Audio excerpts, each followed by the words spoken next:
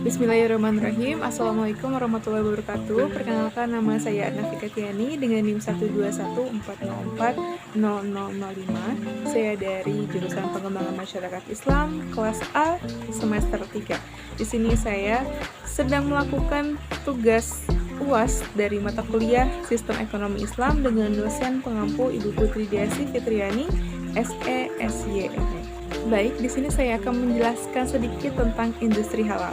Baik, jadi industri halal adalah kegiatan ekonomi yang mengolah bahan mentah atau menggunakan sumber daya industri untuk menghasilkan barang dengan nilai tambah atau manfaat yang unggul, termasuk jasa industri yang dinyatakan halal oleh hukum Islam. Nah, sebelumnya kita mengetahui bahwa industri halal hanya mencakup ke makanan ataupun minuman. Namun, dengan pesatnya teknologi dan juga perkembangan zaman, kini industri halal sudah banyak mencakup di beberapa bidang seperti kosmetik, pendidikan, kesehatan, dan lain-lain. Nah, sebelumnya kita hanya mengetahui kalau industri halal itu hanya mencakup ke makanan ataupun minuman. Seperti yang kita tahu juga ada surat yang memilih makanan yang halal dan juga menjauhi yang haram, yaitu surat Al-Maidah ayat 88 dan juga surat An-Nahl ayat 114. Namun karena semakin pesatnya zaman dan juga arus globalisasi, kini industri halal itu sudah banyak mencakup ke beberapa bidang kayak fashion, logistik, lalu pendidikan, kesehatan, kecantikan, dan lain-lain. Nah, lalu perkembangan industri halal di Indonesia tidak lepas dari 3 aspek, yaitu produksi, distribusi, dan konsumsi. Nah, produksinya itu bagaimana cara kita mencari atau memilih atau membuat suatu produk itu dengan halal, dengan sertifikasi yang halal, lalu dengan bahan-bahan yang halal.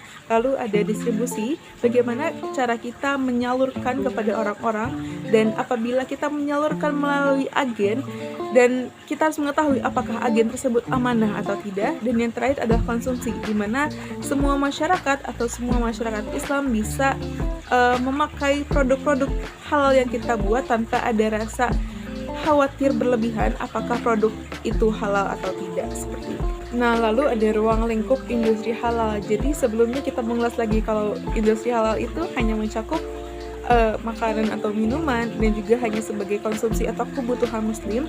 Dan setelah kita lihat dan kita rasakan banyak sekali perubahan-perubahan yang terjadi oleh perkembangan zaman, kita bisa melihat banyak sekali bidang-bidang yang sesuai dengan syariat Islam ataupun yang berbasis syariah, seperti bank. Banyak sekali bank-bank yang sudah menerapkan dasar-dasar keislaman yang sesuai dengan syariat Islam, seperti Bank Ekonomi Syariah, Bank BJBS, Bank BSI, dan lain-lain. Lalu misalnya kita ambil ke contoh wisata. Sekarang kan banyak yang kita sebut sebagai industri wisata halal. Maksud dari wisata halal ialah di mana wisata itu menerapkan atau mengandung unsur-unsur Islami seperti fasilitas sholat atau fasilitas mengaji ataupun orang-orang yang belum muhrim, baik perempuan dan laki-laki, itu dipisahkan seperti itu. Namun tidak menutup kemungkinan bagi orang awam untuk menjelajahi wisata-wisata halal. Yang hanya membedakan adalah beberapa fasilitasnya dan juga mungkin ada unsur-unsur Islamik yang ada di dalam wisata halal tersebut. Lalu, industri halal menjadi sektor manufaktur baru karena perkembangannya yang pesat. Lalu, sekarang sudah banyak sekali negara-negara yang sudah menerima konsep industri halal. Konsep halal juga menjadi salah satu faktor untuk menentukan mutu baik dari sebuah produk. Nah, selanjutnya ada strategi pengembangan industri halal nih. Yang pertama, strategi pengembangan Global Halal Hub. Yang kedua, Research and Regulation. Yang ketiga, strategi industrialisasi. Yang keempat, strategi preferensi halal. Yang kelima, strategi pengembangan usaha kecil menengah. Lalu, bagaimana proyeksi dan peluang industri halal di Indonesia? Nah, sebelumnya pemerintah telah membentuk suatu organisasi khusus yang bernama Badan Penyelenggara Jaminan Produk Halal. Lalu, Badan Penyelenggara Jaminan Produk Halal atau kita sebut BPJPH ini memiliki tujuan untuk meningkatkan potensi ukuran pasar halal domestik relatif terhadap seluruh penduduk Indonesia. Nah, tapi ada juga tantangan dari industri halal yang ada di Indonesia, Yang pertama yaitu banyaknya negara-negara pesaing seperti Malaysia, Brunei, Qatar, di mana di dalamnya juga banyak mayoritas Muslim. Yang kedua, banyaknya impor.